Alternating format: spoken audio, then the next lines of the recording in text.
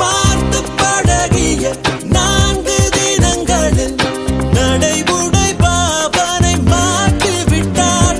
சாலை முனைகளில் துரித உணவுகள் வாங்கி உண்ணும் வாடிக்கை காட்டி விட்டாள். கூச்சம் கொண்ட தென்றலா இவனாயும் நீண்ட பின்னலா உனக்கேற்ற ஆணாக என்னை மாற்றிக்கொண்டேனே. ஒவ்வொரு மாலை இளவெயில் நேரம்